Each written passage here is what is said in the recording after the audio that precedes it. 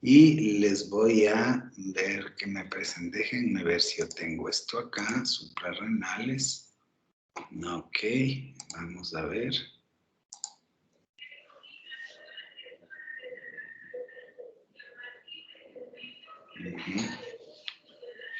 No.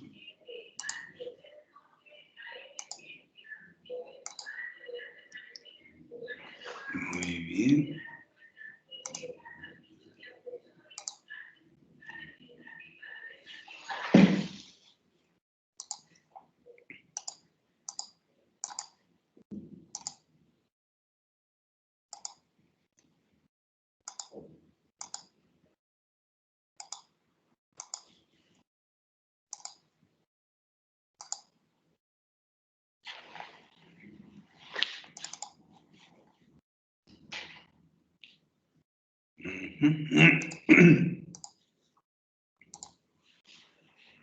No lo encuentro.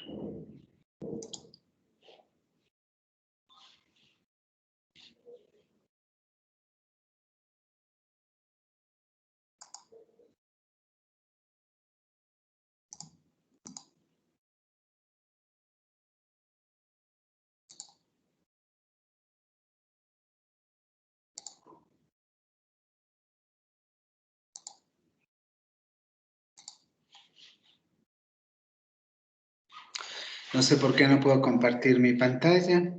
Tal vez tengo que abandonar esto. Voy a...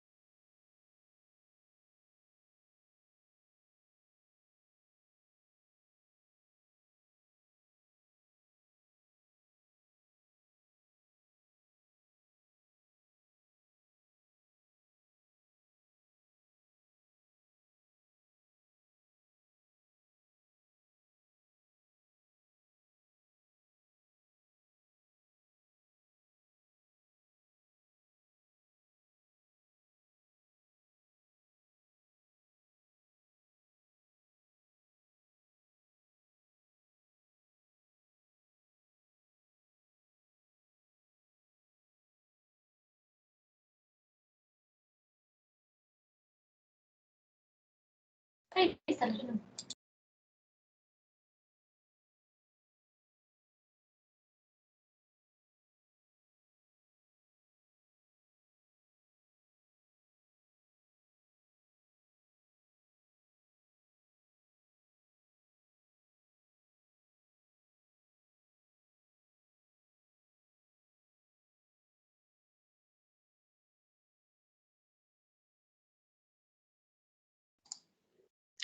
Ok, ¿sí me están escuchando?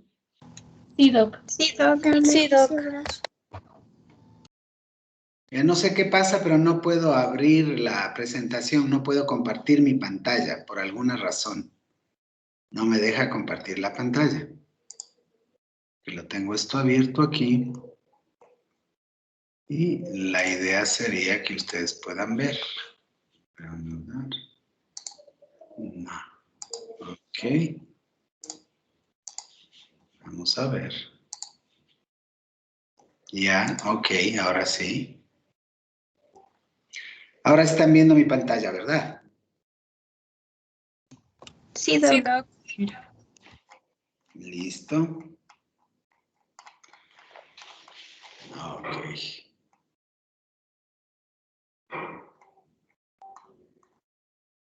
Listo. Entonces, como les decía, vamos a ver el tema relacionado con la insuficiencia suprarrenal, que es todo lo opuesto a lo que hemos venido viendo.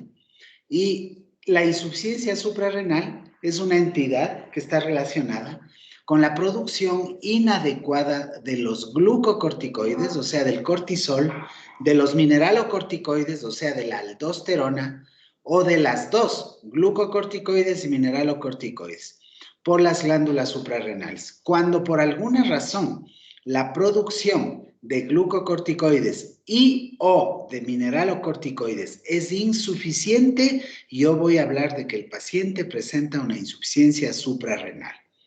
Generalmente, la insuficiencia suprarrenal puede deberse a una disfunción o a una destrucción completa de la corteza suprarrenal. De lo que estaríamos hablando en ese momento es de una insuficiencia adrenal primaria. Si es que yo tengo una disfunción o una destrucción completa de la corteza suprarrenal, lo que voy a tener es una insuficiencia adrenal primaria.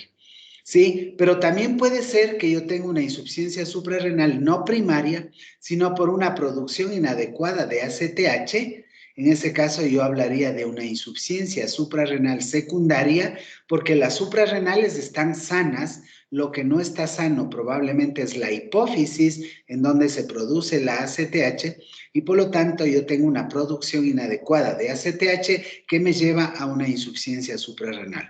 E inclusive yo podría hablar de una insuficiencia suprarrenal terciaria, cuando por alguna razón es el hipotálamo el que no produce de manera adecuada la hormona liberadora de ACTH y por lo tanto la consecuencia final va a ser una insuficiencia suprarrenal en términos de la producción de glucocorticoides y o de mineralocorticoides.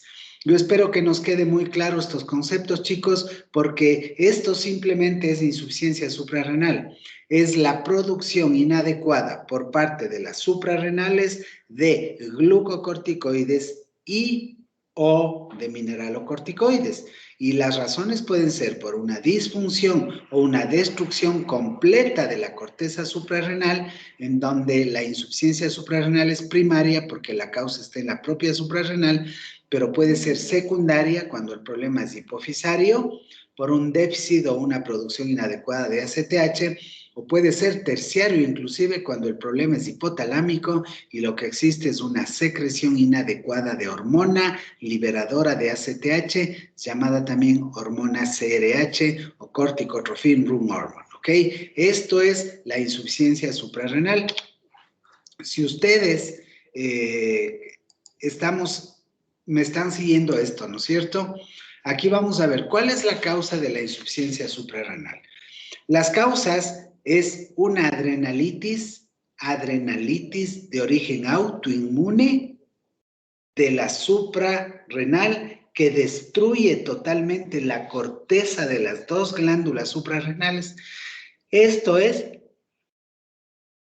lo que nosotros vamos a llamar enfermedad de Addison. Y de hecho, la enfermedad de Addison es la causa más frecuente de insuficiencia suprarrenal primaria. ¿Ok? Déjenme ver si agrando esto un poquito. Ok, entonces aquí tenemos que la causa más importante de insuficiencia suprarrenal es la adrenalitis de origen autoinmune que lleva a una destrucción completa de la zona glomerular de las suprarrenales y esto es lo que nosotros vamos a conocerle con el nombre de enfermedad de Addison. Y de hecho, como ya les he dicho, la enfermedad de Addison es la causa más común de la insuficiencia suprarrenal primaria. ¿Y cuál es la causa más común de la insuficiencia suprarrenal secundaria? O sea, de la causa hipofisaria de insuficiencia suprarrenal. La causa más común es el panhipopituitarismo. Y si ustedes se acuerdan, el hipopituitarismo tiene como causa fundamental a la presencia de adenomas hipofisarios, ¿ok? También en aquellas personas que por cualquier motivo han estado tomando glucocorticoides exógenos por un tiempo prolongado y los interrumpen bruscamente, esta interrupción brusca de glucocorticoides exógenos tras su uso prolongado conlleva a insuficiencia suprarrenal. Una de las causas muy comunes, súper comunes de insuficiencia suprarrenal es la supresión brusca de dosis de glucocorticoides que por alguna razón el paciente estuvo tomando durante un tiempo prolongado y o en dosis muy elevadas. ¿Ok? Eso es algo que nosotros tenemos que saber y tenemos que tener muy claro el tema. ¿Cuáles son otras causas de insuficiencia suprarrenal? Las infecciones crónicas, como por ejemplo la tuberculosis de las glándulas suprarrenales, se ha visto como una causa importante de una destrucción por medio del bacilo de Koch de la corteza suprarrenal que lleva a una insuficiencia suprarrenal. Por eso es que las infecciones crónicas suprarrenales son causas de insuficiencia suprarrenal. De hecho, también las metástasis del cáncer de pulmón o del cáncer de mama que aparecen en las glándulas suprarrenales pueden ser causa de insuficiencia suprarrenal. Por otro lado, cuando el paciente está usando anticoagulantes y el uso de anticoagulantes no ha estado bien controlado, puede ocurrir una hemorragia dentro de las glándulas suprarrenales que produce pues obviamente una insuficiencia suprarrenal. O el síndrome de Waterhouse-Friderichsen, que es una causa importante de insuficiencia suprarrenal. Y el síndrome de Waterhouse-Friderichsen no es otra cosa sino una meningococcemia severa aguda con hemorragia dentro de las glándulas suprarrenales. Todas estas son causas de insuficiencia suprarrenal. Pero si ustedes me están siguiendo, la causa más importante de insuficiencia suprarrenal es la adrenalitis autoinmune que produce una destrucción de la corteza suprarrenal de origen inmunitario y que es lo que produce la llamada enfermedad de Addison. Sin embargo, las infecciones crónicas como la tuberculosis, el cáncer metastásico de pulmón o de seno que afecta a las suprarrenales o la hemorragia adrenal que puede ser debida al uso de anticoagulantes o a esta meningococcemia severa como es del Waterhouse-Friderichsen que producen hemorragia aguda dentro de las suprarrenales y es causa de insuficiencia suprarrenal. Por otro lado, hay medicamentos como el ketoconazol. Ustedes saben que es un antimicótico, pero este antimicótico inhibe las enzimas en la cadena de síntesis del cortisol y por lo tanto el uso del ketoconazol en dosis inadecuadas o por tiempo prolongado puede llevarme a insuficiencia suprarrenal.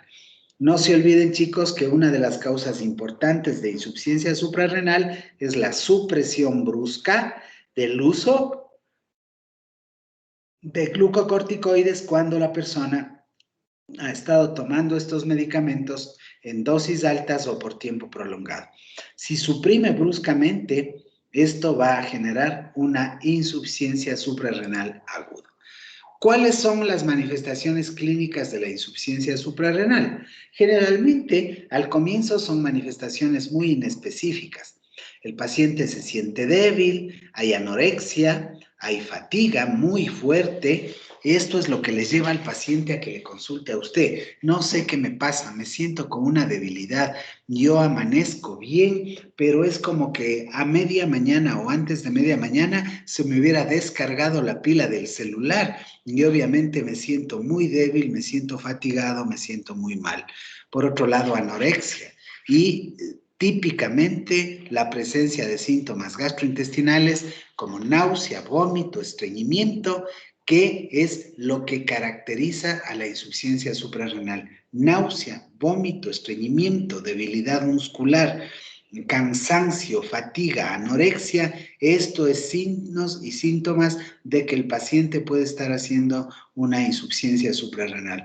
Por otro lado, hay dolores articulares y musculares generalizados y el paciente casi siempre se queja de que tiene ansiedad por comer cosas que tengan sal o ansia de sal.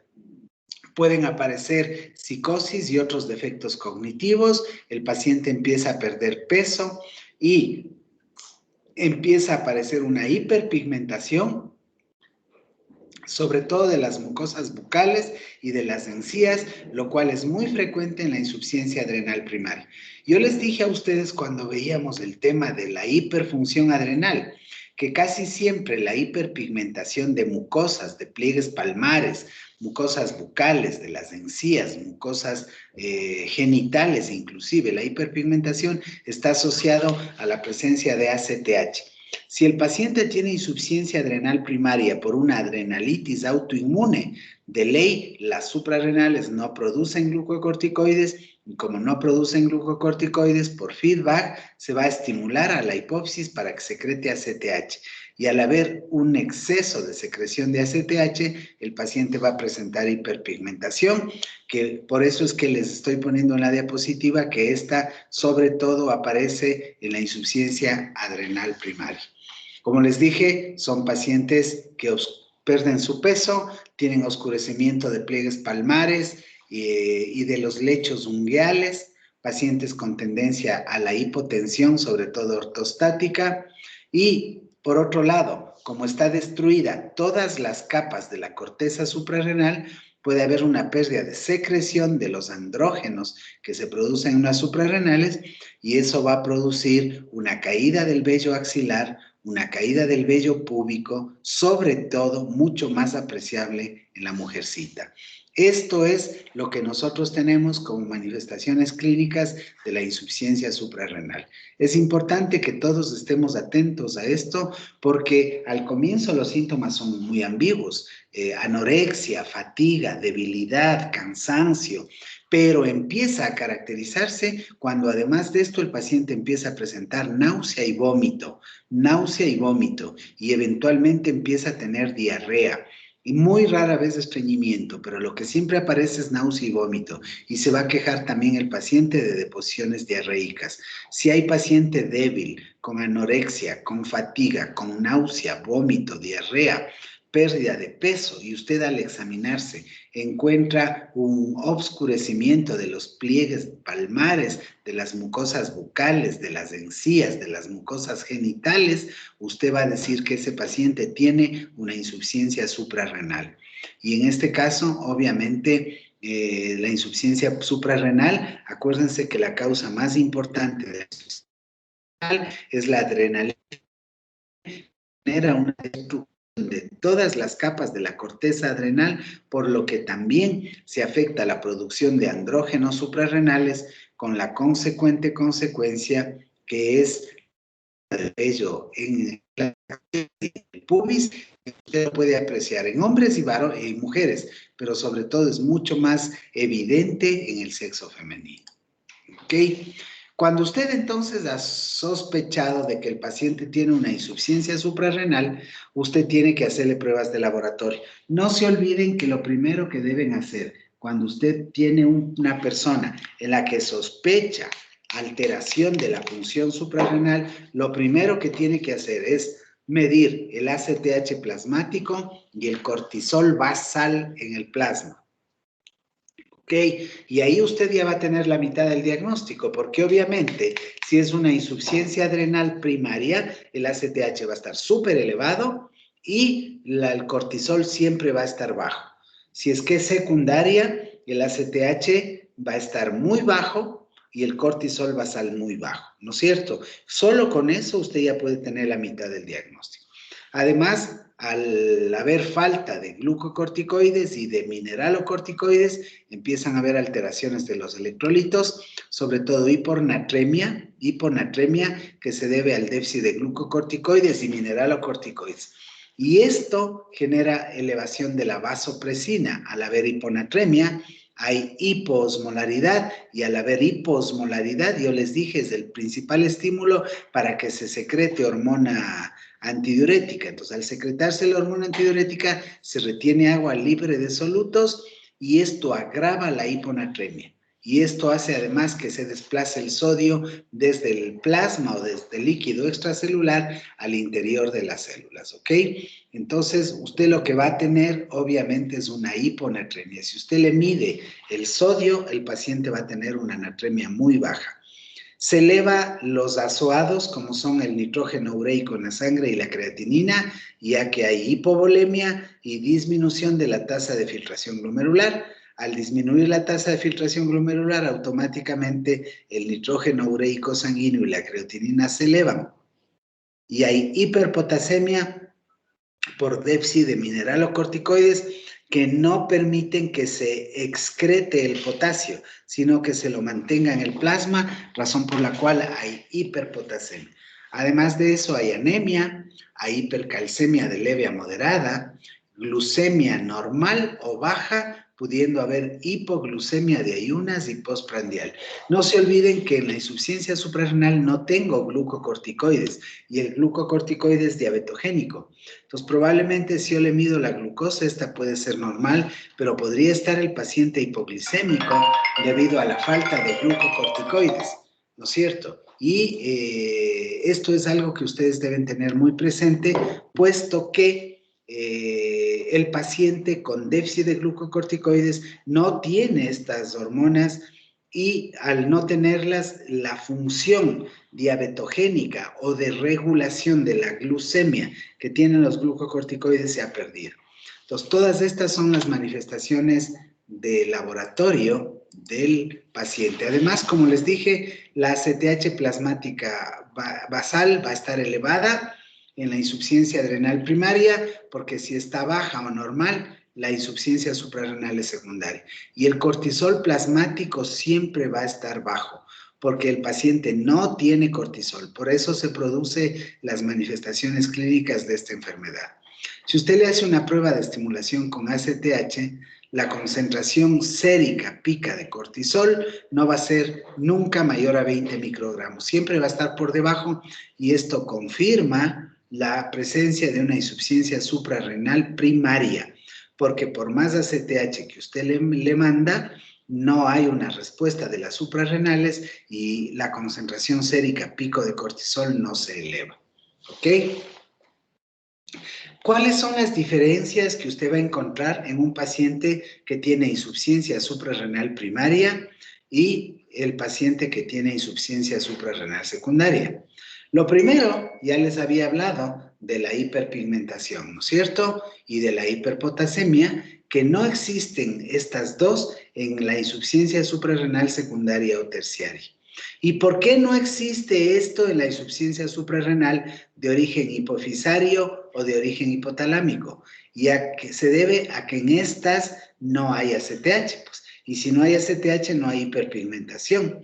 Y no hay hiperpotasemia ya que en la insuficiencia secundaria la zona glomerular de la corteza adrenal sigue siendo sensible al sistema renina-angiotensina y por lo tanto la secreción de aldosterona permanece intacta.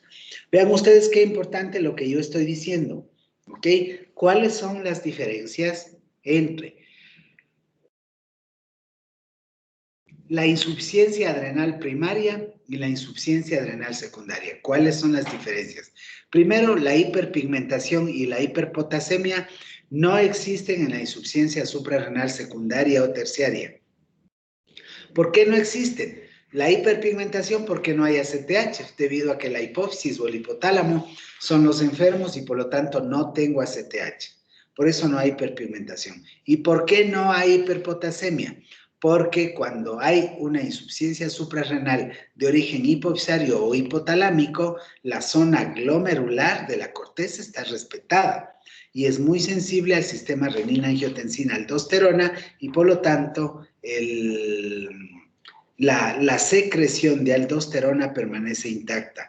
Esto quiere decir que el paciente de ninguna manera tiene un hipoaldosteronismo, en este caso ya que se trata de una insuficiencia adrenal secundaria o terciaria, en donde la zona glomerular de la corteza suprarrenal permanece intacta y muy sensible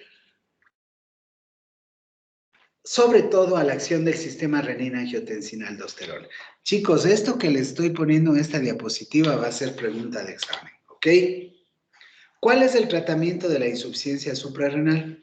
Si es que la insuficiencia suprarrenal es aguda, esto constituye una emergencia endocrina clínica y el paciente debe ser hospitalizado de inmediato para hidratarlo, sea con dextrosa al 5%, ¿ok? En solución salina o con solución salina al 0,9 para corregir la deshidratación y la hipovolemia. Y obviamente, si lo que al paciente le está haciendo falta son glucocorticoides, el glucocorticoide más fisiológico es la hidrocortisona, que le tengo que administrar intravenoso en dosis de 100 microgramos cada 8 horas e ir reduciendo lentamente la dosis hasta llegar a una dosis de mantenimiento de 15 a 25 miligramos diarios de hidrocortisona. La hidrocortisona, cuando se le administra por vía oral, es importante que siga la administración lo que nosotros llamamos un ritmo circadiano, es decir, del 100% de la dosis de hidrocortisona que usted le tiene que administrar, las 3/4 partes deben ser administradas en horas de la mañana y solo la 1/4 parte en horas de la tarde, que es más o menos lo que ocurre, ustedes saben, con el ritmo circadiano normal de producción de cortisol. Y si es que hay compromiso de la zona glomerular en la insuficiencia suprarrenal, el tratamiento de elección es la fludrocortisona, que tiene una potencia mineralocorticoide muy parecida al de la aldosterona. Y la dosis es muy bajita, de 0,05 a 0,2 miligramos diarios dividido en 2 dosis. Como ustedes ven, el tratamiento de la insuficiencia suprarrenal es de por vida. ¿Por qué? Porque el paciente no se va a curar, el paciente va a estar insuficiente suprarrenal toda la vida. Y de ley tengo que, en el curso del tratamiento, conforme yo le estoy dando glucocorticoides, tengo que monitorear el cortisol libre en orina para mantenerlo en la mitad del rango normal. Esto, la medición del cortisol libre en orina, me va a dar una idea de si mi paciente no está haciendo del polo opuesto del problema, ya que yo le doy cortisona por insuficiente suprarrenal, pero le sobredosifico y le puedo estar llevando a un Cushing iatrogénico. Y la forma de evitar eso es midiendo el cortisol libre en orina de 24 horas, que me va a indicar a mí si es que las cosas están bien o no, como ya hemos conversado con ustedes, que es esto, ¿no? Ok, eso es lo que yo les quiero decir, ¿de acuerdo? El tratamiento de la insuficiencia adrenal aguda, entonces, además de hospitalizarle y meterle hidrocortisona intravenosa para después pasar a hidrocortisona por vía oral, requieren un monitoreo de la presión y de los electrolitos, así como de la actividad de renina, que siempre deben estar en rangos normales. Nosotros decimos en la parte superior del rango normal de referencia. Hay algo importante que todos debemos saber, y es que el paciente que tiene insuficiencia suprarrenal, siempre debe andar a cargar una alerta médica que lo identifique.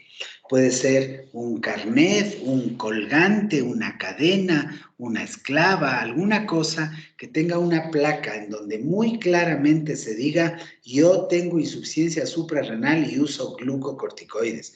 Porque en el caso de que ocurra un accidente o yo pierda el conocimiento, si no saben de esta situación, no me van a poder auxiliar e incluso yo podría fallecer. Por eso es que es importante que todo paciente con insuficiencia suprarrenal ande a llevar una alerta médica que lo identifique, ¿ok? Y otra cosa que todos debemos saber es que el paciente con insuficiencia suprarrenal que va a tener que ser sometido a una cirugía electiva o de emergencia, o que sufra una infección agresiva, como por ejemplo el COVID o un traumatismo importante, debe incrementar la dosis de hidrocortisona hasta 100 miligramos durante 48 a 72 horas.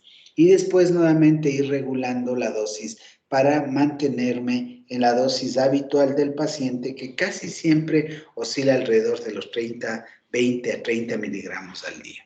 Esta parte que yo le estoy diciendo aquí es importante que todos la tengamos claro y la razón es la que les acabo de decir. Si yo soy insuficiente suprarrenal y no tengo una alerta y Dios no quiera, tengo un accidente, es probable que no se enteren y que no me dosifiquen la hidrocortisona. Yo puedo entrar en una insuficiencia suprarrenal aguda que ni siquiera van a saber qué pasa e incluso puedo llegar a fallecer. Por eso es importante que el paciente con insuficiencia suprarrenal ande a llevar esta alerta médica, ¿ok? No sé si es que está claro el tema de la insuficiencia suprarrenal, porque con esto estamos terminando el tema de la enfermedad de Addison. Yo quiero aquí puntualizar un par de cosas, compañeros. La enfermedad de Addison es una insuficiencia suprarrenal primaria debida a una destrucción inmunológicamente mediada de toda la corteza suprarrenal en sus 3 capas, tanto en la zona glomerular, cuanto en la reticular y en la fascicular. Cuando ha existido una adrenalitis de origen autoinmune que destruye la corteza suprarrenal, el paciente hace insuficiencia suprarrenal primaria, que es lo que nosotros llamamos enfermedad de Addison. Y esta adrenalitis autoinmune es la causa más importante, la más común de esta entidad, pero no es la única. Ya les dije que pueden haber ciertas infecciones crónicas, como por ejemplo la tuberculosis de las glándulas suprarrenales, que también es común en nuestro medio, que genere una destrucción por el bacilo de Koch de la corteza suprarrenal y me lleve a un cuadro de insuficiencia suprarrenal primaria. Acuérdense de esto que es fundamental. No se descuiden del hecho de que las personas que toman glucocorticoides exógenos por cualquier razón, sea con control médico o sin control médico, y que deciden suspender abruptamente, bruscamente, la toma de estos glucocorticoides, son pacientes que van a hacer una insuficiencia suprarrenal aguda, puesto que si estoy tomando glucocorticoides por 6 meses en dosis altas, de hecho mi eje entre la hipófisis y las suprarrenales va a estar bloqueado totalmente, y si yo suspendo la administración exógena del glucocorticoide de una manera brusca, inmediatamente mis glándulas suprarrenales no van a poder prenderse y yo voy a hacer una insuficiencia suprarrenal aguda. Acuérdense que esto es una emergencia, que debe ser hospitalizado el paciente, debe ser hidratado y debe corregirse el déficit de glucocorticoides con el glucocorticoide más fisiológico, que es la dexametasona, que felizmente hay en presentación intravenosa para yo administrarle de 100 a 300 miligramos cada 8 horas hasta que las concentraciones de cortisol plasmático se normalicen y el paciente clínicamente esté bien. Para después yo puedo pasar a la administración de cortisol oral en una dosis de 20 miligramos en la mañana y 30 miligramos en la tarde, con lo cual yo le podría dar de alta a mi paciente, sabiendo que el paciente debe tomar esta medicación toda la vida, no solamente un ratito. Y hay una cuestión que ya les dije, el paciente insuficiente suprarrenal debe cargar una identificación de que él tiene insuficiencia suprarrenal.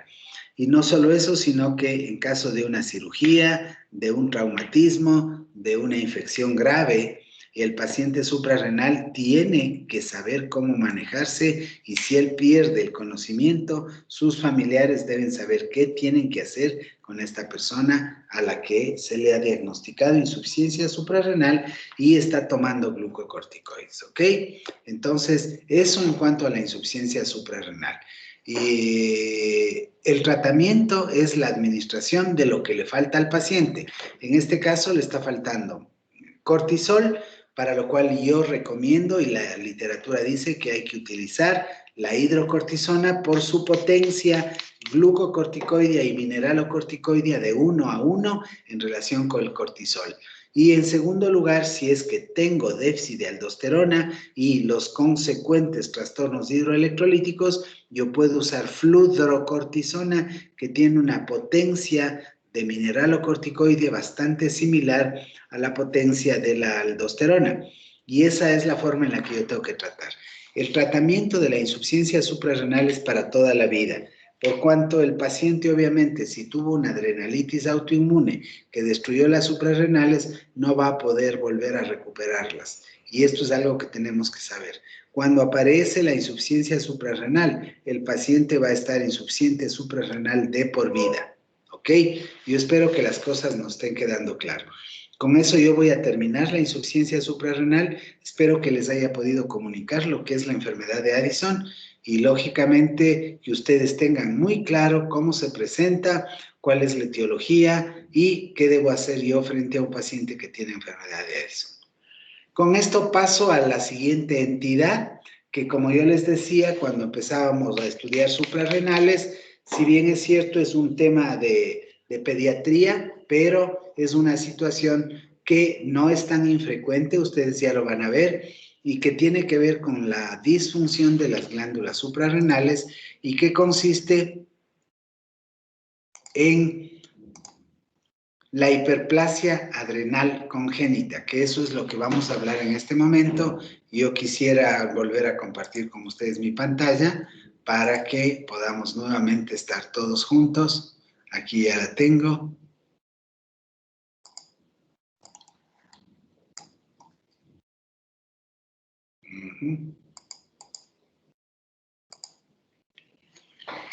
Aquí tienen ustedes cuál es la definición de lo que es la hiperplasia adrenal congénita.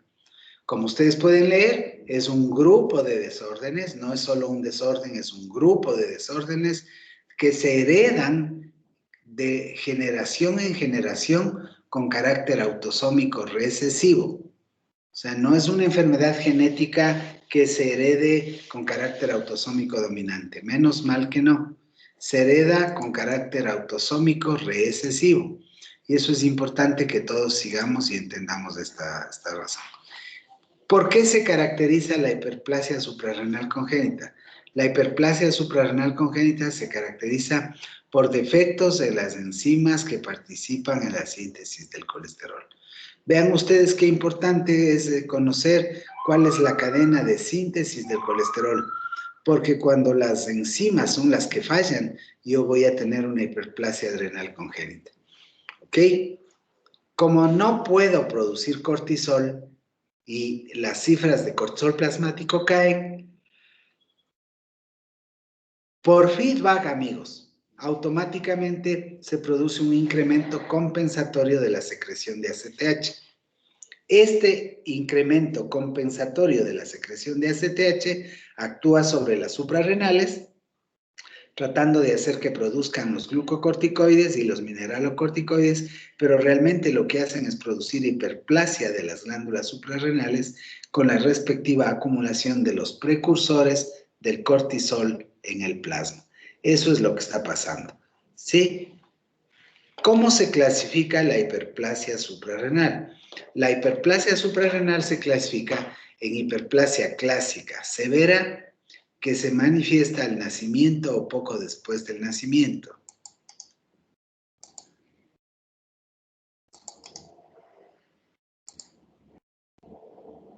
¿Ok? Yo les voy a enseñar una diapositiva en donde están la serie de reacciones enzimáticas que ocurren antes de que se sintetice el cortisol, la aldosterona y los andrógenos suprarrenales. Pongan mucha atención a lo que les voy a indicar, porque aquí está la causa de la hiperplasia adrenal congénita. No se olviden que es un grupo de desórdenes que se heredan de generación en generación con carácter autosómico recesivo y que se caracterizan por defectos en las enzimas, ¿ok?, que participan en la síntesis del colesterol. Como no hay síntesis de colesterol, hay un aumento compensatorio del HDL, de la ACTH. La hiperplasia adrenal y la acumulación de los precursores del cortisol en el plasma es otra de las características de esta entidad.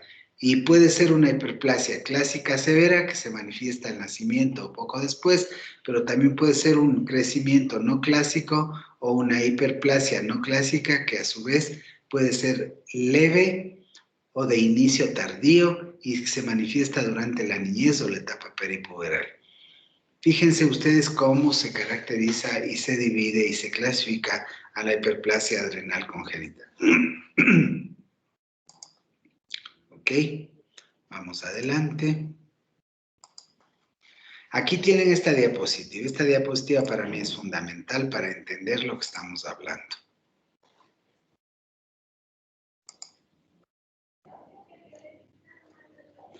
Vean ustedes saben que los glucocorticoides y los mineralocorticoides y los andrógenos suprarrenales son hormonas de naturaleza esteroidea. Y al ser de naturaleza esteroidea, los precursores de estas hormonas o el precursor de estas hormonas es el colesterol. Vean ustedes cómo es la cadena de síntesis de aldosterona, de cortisol y de hidroepiandrosterona para transformarse finalmente en testosterona. ¿Ok? Aquí tengo el colesterol, sobre este interviene la enzima STAR y lo transforma en 5-pregnenolona. La 5-pregnenolona se transforma en 17-alfa-hidroxiprogesterona, en donde sufre la acción de la 17-hidroxiprogesterona, pregnenolona, ¿no es cierto?, para transformarse en 17-alfa-hidroxi, ¿sí?, que es el que da origen a la dehidroepiandrosterona, sobre la que actúa la 3-beta-hidroxilasa de cortisol, y esta la transforma en androstenediona, que finalmente se transforma en testosterona. Pero vean qué pasa con la síntesis del cortisol. El colesterol sufre la acción de la enzima STAR. La enzima STAR forma alfa-5-pregnenolona. Esta se transforma en 17-alfa-OH, que da origen a la 17-hidroxipregnenolona. Y finalmente los antibióticos, ven cómo la 17-hidroxipregnenolona se transforma en esta vía en dehidroepiandrosterona, que por acción de la 3-beta-HSD se transforma en androstenediona y en testosterona. Pero por esta vía, la 17-hidroxipregnenolona sufre la acción de esta enzima para transformarse en 17-hidroxiprogesterona, que sufre la acción de la 21-hidroxilasa para dar lugar a la formación del 11-desoxicortisol, sobre el que actúa la 11-beta-hidroxilasa para dar lugar a la formación de cortisol. Yo quiero que estén atentos a esto, chicos, porque aquí en esta diapositiva están las sustancias precursoras de cortisol y de aldosterona que yo tengo que medirlas en la sangre cuando estoy sospechando que mi paciente tiene una hiperplasia suprarrenal congénita. Entonces, nuevamente, fíjense cómo el colesterol, por acción de la STAR, se transforma en pregnenolona, sobre la que actúa la 3-beta-HSD para transformarla en progesterona. Sobre la progesterona actúa la 21-hidroxilasa para transformarle en 11-desoxicorticosterona, sobre la que actúa la 11-beta-hidroxilasa para finalmente dar lugar a la corticosterona, que es la que se transforma en aldosterona. Y el mismo colesterol, por acción de la STAR, se transforma en pregnenolona, que da lugar a la formación de la 17-alfa-hidroxipregnenolona, ¿no? Y la 17-alfa-hidroxipregnenolona, por acción de esta misma enzima, 3-beta-HSD, se transforma en 17-hidroxiprogesterona. Sobre la 17-hidroxiprogesterona actúa la 21-hidroxilasa para transformarla en 11-desoxicortisol, sobre la que actúa la 11-beta-hidroxilasa, dando lugar a la formación del cortisol. Es así como viene la cadena de síntesis de los glucocorticoides, de los mineralocorticoides y de los andrógenos suprarrenales. Yo espero que no se olviden, chicos, el precursor de todos estos es el colesterol. Y aquí tenemos una serie de reacciones que dan lugar a la formación de la aldosterona, del cortisol y de la testosterona. Esto es lo fisiológico, esto es lo normal. Fíjense bien en lo que estoy usando, ¿no? La progesterona, por reacción de la 21-hidroxilasa, se transforma en 11-desoxicorticosterona, pero esta, por acción de la 11-beta-hidroxilasa, se transforma en aldosterona. Y por otro lado, acá tengo que la pregnenolona, que viene del colesterol, se transforma en 17-alfa-hidroxipregnenolona, sobre la que actúa la 3-beta-HSD para transformarla en 17-hidroxiprogesterona, sobre la que actúa la 21-hidroxilasa para dar lugar a la formación del 11-desoxicortisol, y sobre este actúa la 11-beta-hidroxilasa para dar lugar a la formación de cortisol.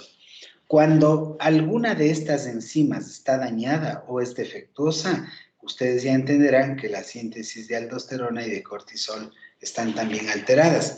Y más todavía cuando lo que yo tengo es una adrenalitis autoinmune que me ha destruido las 3 capas de la corteza suprarrenal. En este caso yo puedo estar haciendo también un cuadro parecido a este. pero de lo que estoy ahorita conversándoles es de la cadena de síntesis de la aldosterona y de cortisol, para que pongamos asunto a estas enzimas que les estoy señalando, porque estas son las que tienen directamente que ver con esta entidad que estamos empezando a conocer, que es la hiperplasia adrenal congénita. La hiperplasia adrenal congénita depende del tipo de trastorno para que también tenga una gravedad clínica, hormonal y genética mayor o menor. Las formas clásicas de hiperplasia adrenal congénita son formas virilizantes puras y se caracterizan porque se acompaña a esto una pérdida salina muy fuerte en el lactante. Como ustedes pueden ver, ya en fase de lactante se puede expresar la hiperplasia adrenal congénita a través de una forma clásica con cuadro virilizante puro y una pérdida de salina caracterizada por que el paciente tiene diarrea, tiene náusea, tiene vómito, y obviamente esto hace que el feto y el lactante se deshidraten y se agrave. Pero hay formas no clásicas de la hiperplasia suprarrenal que generan un aparecimiento de una pseudopubertad precoz y pueden acompañarse de infertilidad. De hecho, son pacientes jóvenes que acuden con alteraciones llamativas en su cuerpito que me indicarían a mí como médico que el paciente está iniciando un proceso de pubertad, pero el tema no es ese. El tema es que algo está pasando, porque no es normal que un niño o una niña de 6, 7 años empiece a tener una pubertad. Eso no es normal. Y usted va a ver en estos niños que aparece la enfermedad en la infancia. Son niños chiquitos, 4, 5, 6 añitos, que tienen, por ejemplo, ya el aparecimiento de vello en el pubis, en las axilas, y empiezan a secretar olor apócrino. Eso hace pensar en que yo tengo una pubertad precoz, que en realidad no lo es. Por eso les llamo una pseudopubertad precoz. Les aparece acné y obviamente le quiero descartar la superplasia y la hiperplasia adrenal, para lo cual yo tendría que hacer exámenes de laboratorio midiendo los precursores antes de la formación de la aldosterona y el cortisol, para ver si es que realmente esto es así. ¿Ok? No se olviden que las formas no clásicas casi siempre aparecen en la infancia, en tanto que las formas clásicas aparecen en el feto y en el lactante. ¿Ok? También tenemos una forma críptica de enfermedad que se caracteriza porque aparece en el adulto y esto les lleva a infertilidad. Entonces, son adultos infértiles que lo que tienen es una hiperplasia adrenal que no se manifestó en la infancia ni tampoco en la niñez, pero que se manifiestan en la edad adulta y que son causa de esterilidad. O sea, un poco que cuando una pareja no puede tener descendencia, no puede embarazarse, una de las cosas que hay que mirar obligatoriamente sería la presencia o no de hiperplasia suprarrenal congénita, ¿ok? Y aquí vamos a hablar de las causas de esta hiperplasia suprarrenal congénita. Miren ustedes, dice déficit de 21-hidroxilasa como responsable del 90 al 95% de todas las hiperplasias suprarrenales congénitas. Déficit de 21-hidroxilasa, responsable del 90 al 95% de todas las hiperplasias suprarrenales congénitas, ¿ok? Y esto se debe, pues, a un déficit de esta enzima. Si ustedes regresan acá, la 21-hidroxilasa, miren, en el lado del cortisol, lo que hace es catalizar la transformación de 17-hidroxiprogesterona en 11-desoxicortisol para que sobre este actúe la 11-beta-hidroxilasa y dé lugar a la formación de cortisol. Y por otro lado, la 21-hidroxilasa actúa sobre la 11-desoxicorticosterona para transformarla en 11-beta-hidroxilasa que actúa produciendo una produce corticosterona y esta se transforma en aldosterona. Cuando yo tengo déficit de 21-hidroxilasa, estos precursores se acumulan en la sangre y estos son los que yo les tengo que medir para el diagnóstico de hiperplasia adrenal congénita. porque obviamente en el momento en que yo le mida la aldosterona, esta va a estar muy baja, ya que está bloqueada debido a la falta de 21-hidroxilasa, y de igual manera si le mido cortisol, el paciente no va a tener, ya que va a estar bloqueado debido a la falta de 21-hidroxilasa, y por lo tanto la 17-hidroxiprogesterona no puede transformarse en 11-desoxicortisol. Esto es importantísimo. Y yo les decía a ustedes que el 90 al 95% de todas las hiperplasias suprarrenales congénitas se deben a déficit de 21-hidroxilasa, a déficit de esta de aquí. El 90 al 95% se debe a déficit de 21-hidroxilasa. ¿Ok? ¿Cómo es la epidemiología de esta enfermedad? Ocurre en una de cada 10.000 a 15.000 nacimientos. Por eso se llama hiperplasia adrenal congénita, en uno de cada 10 a 15.000 nacimientos, y se debe a una mutación que ocurre en el gen IEP1A2, y este gen se encuentra en el cromosoma 6. La inactivación completa de la 21-hidroxilasa de esa hormona causa la forma perdedora de sal con deficiencia de cortisol y aldosterona. Y espero que estén muy claros en esto. La deficiencia de la completa inactivación de la 21-hidroxilasa causa la forma perdedora de sal. Hay deficiencia de cortisol y aldosterona. Hay una actividad residual apenas de un 2% que puede llevar a la virilización simple, sin pérdida de sal, con deficiencia de cortisol, pero no de aldosterona. Y la actividad entre el 10 al 75% de lo normal, en la forma no clásica de inicio en el adulto, sin deficiencia de cortisol o aldosterona en ningún momento. Eso es lo que nosotros tenemos que tener muy claro para hacer el diagnóstico, ¿no es cierto? La no conversión de progesterona a desoxicortisona hace que el paciente tenga una deficiencia de aldosterona y se manifiesta por pérdidas renales detectadas en los recién nacidos a partir de la segunda semana de vida. Y la no conversión de la 17-hidroxiprogesterona en 11-desoxicortisol me indica de que va a haber una deficiencia de cortisol por defecto de esa enzima o por falta de esa enzima. Yo quiero que esto nos quede a todos muy claro porque el diagnóstico de la hiperplasia adrenal congénita es muy simple, ya que se le mide la 17-hidroxiprogesterona. Esta de aquí se le mide. Si yo no tengo 21-hidroxilasa, esta no se transforma en 11-desoxicortisol y se sigue acumulando la 17-hidroxiprogesterona. Hay algo importante que tenemos que saber y es que no siempre hay una inactivación completa de la 21-hidroxilasa, no siempre. A veces puede haber una acción residual pequeña como de un 2, un 3, un 4% de la 21-hidroxilasa y por lo tanto yo voy a tener las formas no clásicas de hiperplasia adrenal congénita que se manifiestan en la primera infancia cuando un niño de 4, de 5 añitos empieza a tener vello púbico o vello axilar y olor apócrino y sus familiares, sobre todo su mamacita, en el momento del aseo se da cuenta de eso, se asusta al ver a su hijito o a su hijita con vello púbico a los 4 años y automáticamente les lleva al médico. ¿Ok? Eso ocurre cuando la 21-hidroxilasa está totalmente inactivada. Pero si la inactivación es incompleta, puede dar lugar a las formas no clásicas de aparecimiento tardío, sea inclusive ya en la etapa puberal o inclusive en la edad adulta. ¿Ok? Es suficiente una pequeña actividad residual de la 21-hidroxilasa para que esta entidad pueda ser manejada de una mejor manera. ¿Ok?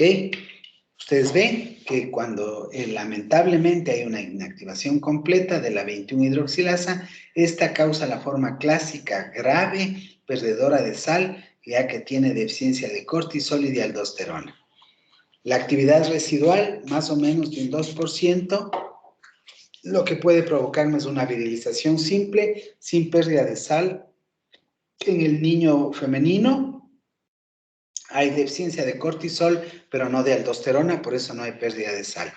Y si tengo una actividad conservada de la 21-hidroxilasa entre un 10 a un 75% de lo normal, voy a tener la forma no clásica que aparece en el adulto y aquí no tengo déficit ni de cortisol ni de aldosterona. Eso es importante que todos tengamos muy claro. O sea que la hiperplasia adrenal congénita puede deberse a una inactivación parcial de la acción de la 21-hidroxilasa, que es la que transforma, en el caso de los glucocorticoides, a la 17-hidroxiprogesterona en corticosterona, sobre la que actúa la 11-beta-hidroxilasa para dar lugar a la formación de cortisol. Y por otro lado, la 17-hidroxiprogesterona,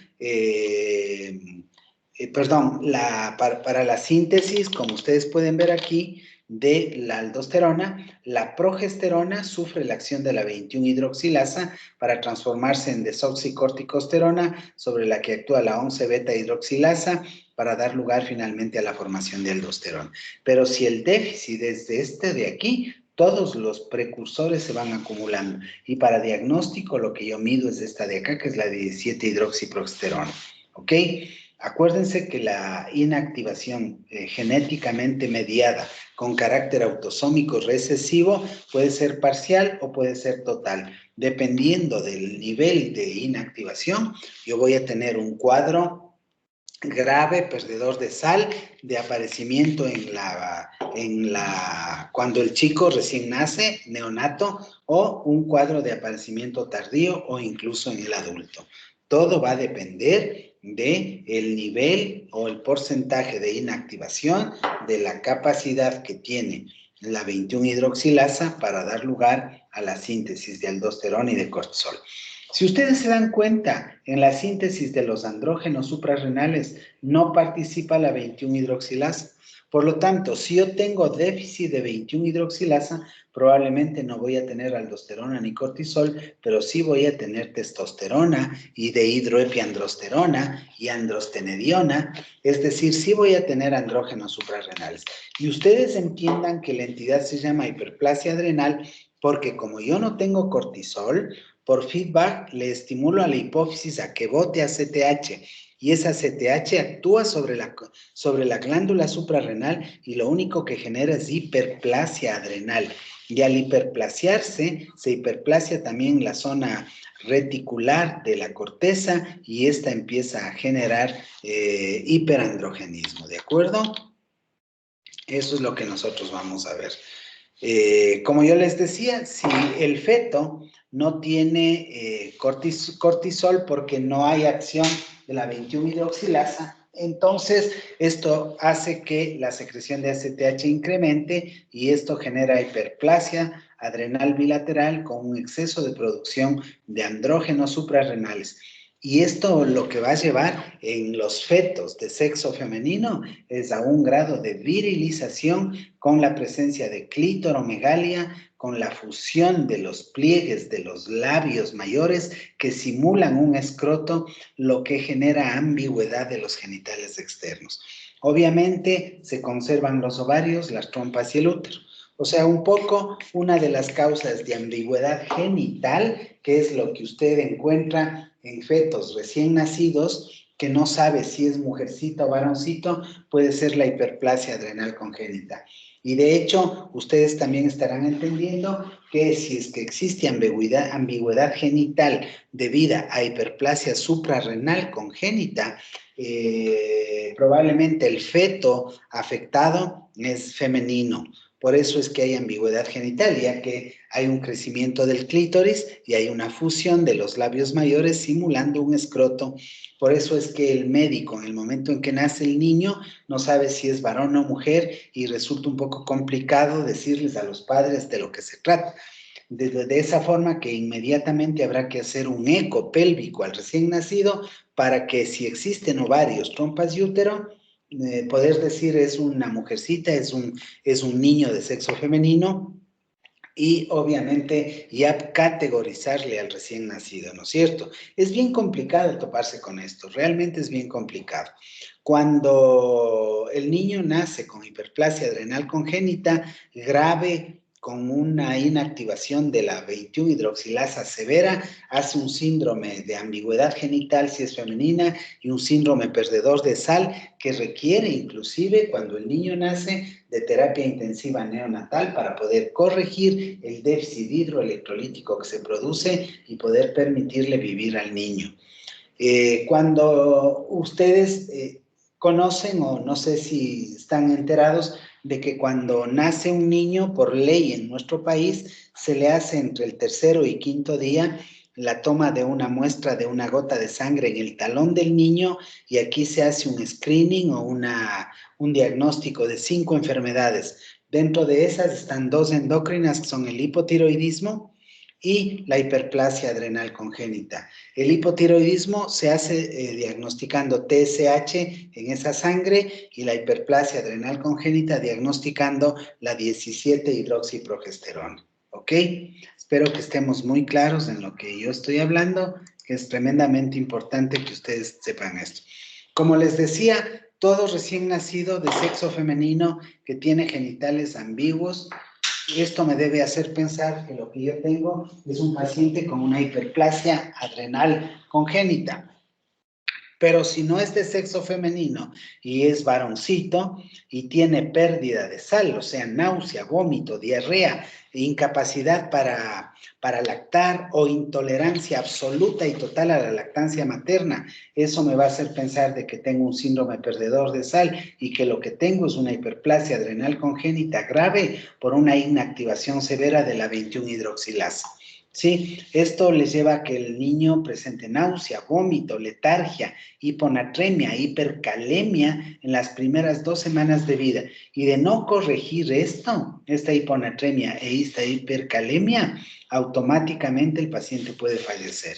Y como les decía, yo confirmo el diagnóstico midiendo el nivel sérico de 17-hidroxiprogesterona, el cual debe ser mayor a 80 nanogramos por decilitro, lo cual me hace el diagnóstico de hiperplasia adrenal congénita severa. Para el diagnóstico de las formas no clásicas, le mido igual a 17-hidroxiprogesterona, que tiene que ser mayor de 2 a 4. Y le vuelvo a confirmar si es mayor a 10 durante la prueba de estimulación con ACTH. O sea, yo le meto ACTH al niño y le mido la 17-hidroxiprogesterona. Si es que es mayor a 10, quiere decir que tengo una forma no clásica de hiperplasia adrenal congénita. Y se elevan, obviamente, los andrógenos suprarrenales por las razones que ya les dije. Aquí le mido la androstenediona y la dehidroepiandrosterona sulfato, que van a estar elevados. Estos niños que nacen con esta incapacidad genéticamente expresada de tener la 21-hidroxilasa funcionando normalmente, ¿ok? No producen corticoides y no producen aldosterona en las formas graves. ¿Cuál es el tratamiento entonces? La administración de lo que no producen. La hidrocortisona en dosis de 10 a 15 miligramos por metro cuadrado por día, por metro cuadrado de superficie corporal y por día, que le debo administrar en 3 dosis. Y la fludrocortisona, que es el mineralocorticoide que reemplaza la aldosterona en dosis bajita de 0,05 a 0,1 miligramo por día. Paulatinamente, el manejo de la dosis de la hidrocortisona tiene que irse haciendo y debo estar pendiente para que este paciente que no produce cortisol por déficit de 21-hidroxilasa durante periodos de cirugía, de traumatismos, de enfermedades infecciosas importantes, debo incrementar la dosis de la hidrocortisona para evitar la crisis suprarrenal. O sea que el manejo de estos pacientes también es de por vida, con glucocorticoides, con mineralocorticoides y lógicamente al igual que en el caso del paciente con insuficiencia suprarrenal, que es muy similar aquí lo que está pasando, deben andar con una identificación que diga que el paciente tiene hiperplasia suprarrenal y que depende del uso de glucocorticoides. Y tanto los padres cuanto todo el mundo debe saber que estos pacientes, si tienen una infección severa, un traumatismo, una fractura o van a ser sometidos a cirugía, lo que nosotros debemos hacer es incrementar la dosis de hidrocortisona para evitar el aparecimiento de una crisis adrenal cuando el paciente presenta estas situaciones que yo les estoy comentando a ustedes. Esto es lo que hay que hacer y así es como categorizamos a la hiperplasia adrenal congénita. ¿Cómo controlo si es que el tratamiento está siendo eficaz o no? Debo controlarlo tanto desde el punto de vista clínico cuanto desde el punto de vista bioquímico.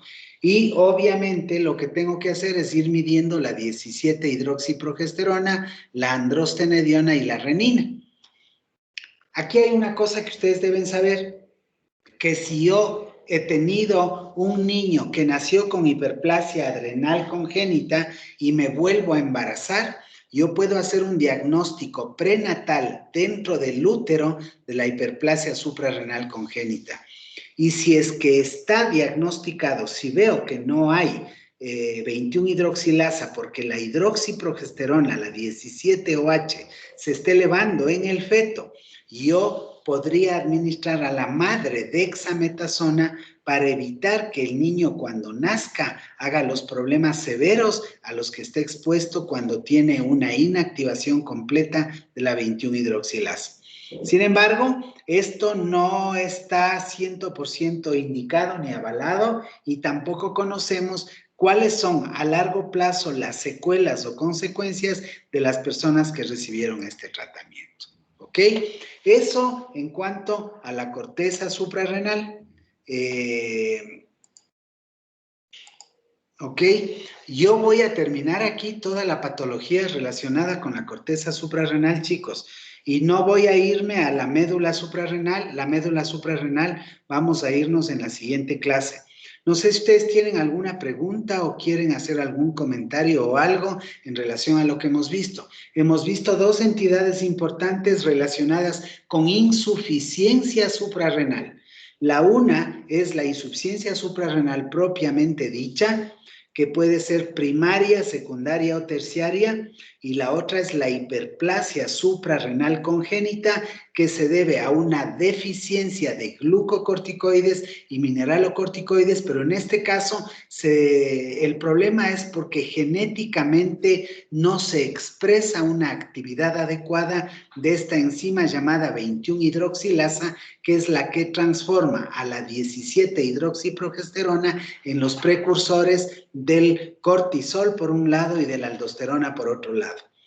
Nosotros, desde este punto de vista, terminamos toda la patología de insuficiencia suprarrenal y hemos terminado también de conocer toda la patología que afecta a la corteza suprarrenal, porque lo que vamos a ver en la clase que sigue, que es el día viernes, vamos a empezar a trabajar en la patología de la médula suprarrenal.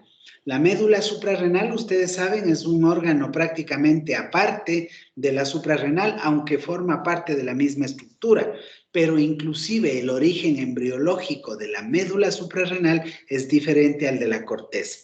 Lo que hemos hecho en estas clases que hemos venido teniendo con ustedes es referirnos prácticamente a patología de la corteza adrenal, tanto de hiperfunción al hablar de Cushing y de hiperaldosteronismo, cuanto de hipofunción al hablar de insuficiencia suprarrenal primaria, que cuando es por una adrenalitis se llama Addison, pudiendo ser infecciosa o por otras causas, pero que también puede ser por un problema hipofisario o hipotalámico, produciéndose una insuficiencia suprarrenal secundaria o terciaria, que se diferencia muy claramente de la primaria por varias cosas que ya les expliqué. Y finalmente, otro de los cuadros de disfunción de las suprarrenales de hipofunción es, como ya hemos visto, la hiperplasia adrenal congénita, que se caracteriza por un déficit genéticamente expresado de manera autosómica recesiva y que inactiva a la 21-hidroxilasa, que es esta enzima que en la cadena de síntesis del cortisol hace que la 17-hidroxiprogesterona se transforme en el un lado en corticosterona, que es la que da lugar al cortisol por acción de la 11-beta-hidroxilasa, y por otro lado a la 11-desoxicorticosterona, que es la que por acción de la 11-beta-hidroxilasa se transforma en aldosterona.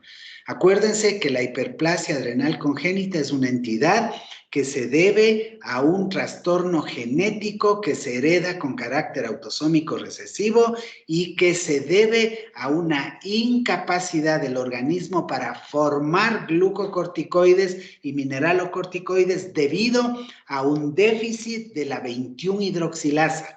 Esto es una pregunta del MIR, es una pregunta del CTO. Cuando ustedes vayan a darle estos exámenes para hacer su posgrado en España, les van a preguntar lo que yo les estoy diciendo.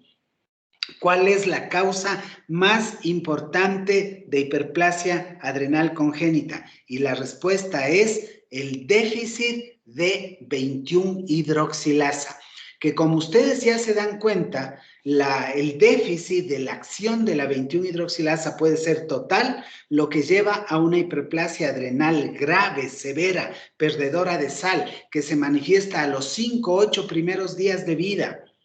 ¿Sí? O puede ser una inactivación parcial de la acción de la 21-hidroxilasa, conservando algo de actividad, con lo cual aparecen las formas tardías de hiperplasia adrenal que se manifiestan en la primera infancia con una pseudopubertad precoz o en la adultez, en donde lo que ocurre es infertilidad.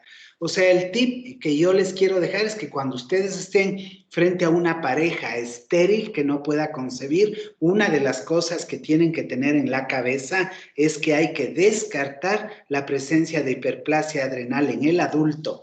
Y para eso lo único que tienen que medir es la 17-hidroxiprogesterona, que estaría incrementada porque no se está transformando en corticosterona, ya que no hay 21-hidroxilasa que la transforma o que transforma esta sustancia. Eso es lo que yo quiero que ustedes sepan. Tanto en la insuficiencia suprarrenal primaria cuanto secundaria, cuanto en la hiperplasia suprarrenal congénita, el tratamiento de elección es la suplementación con lo que le falta al paciente. Y lo que le falta al paciente son glucocorticoides. Y ustedes deben saber que el glucocorticoide de elección es la hidrocortisona. La hidrocortisona tiene una potencia glucocorticoidea en relación con el cortisol de 1:1, es decir, es muy similar, ¿ok? Y por lo tanto, al ser muy similar, es muy fisiológica y es la que menos bloqueo del eje hipotálamo, hipofisario, suprarrenal produce la hidrocortisona. Sin embargo, obviamente, si yo no tengo hidrocortisona, tengo que disponer de otro glucocorticoide y manejarle en las dosis adecuadas de glucocorticoide dependiendo del tipo de sustancia que yo esté utilizando. Solo para que ustedes sepan, por ejemplo, la prednisona o la prednisolona tiene una actividad glucocorticoidea 4 veces más potente que el cortisol.